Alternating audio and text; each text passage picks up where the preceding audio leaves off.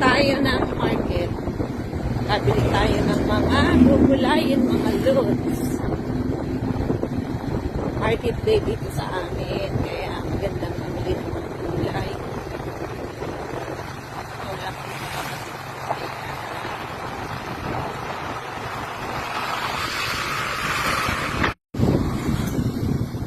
Lapit lang naman yung market.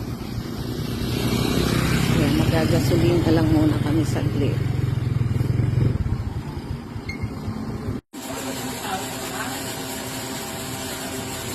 Nagkakagan, konting-konti lang. So, tapos na. Alis na kami. Diretso na kami ng market. So, dahil nakapag-gats na kami, diretso na po kami ng market. Lapit lang naman po.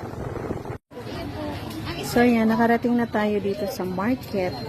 Nag-iikot-ikot na tayo para makahanap ng mabibili ng mga gulayin. Ayan. It's market day today.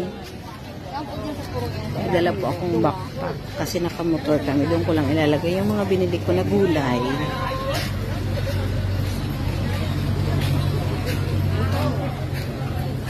Ano pa yung gulay?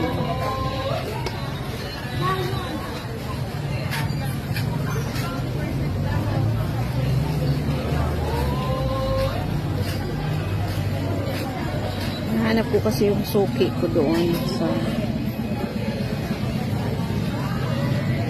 wait lang, lalap tayo.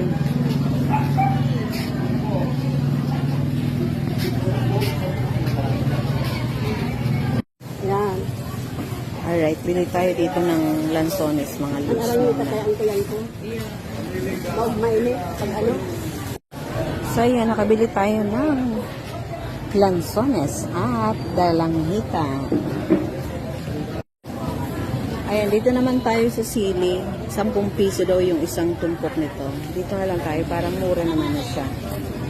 So yan, nakapamili na ako. Hinihintay ko na lang si sister ko na makabalik din dito sa ginamit naming motorsiklo niya.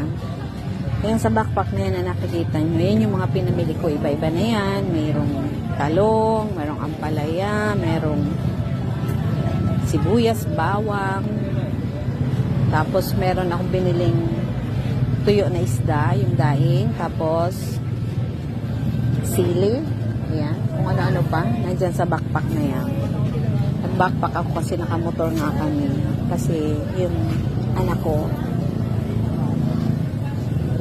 nagre-review ngayon sa kanyang mga subjects dahil exam nila ngayon sa schools.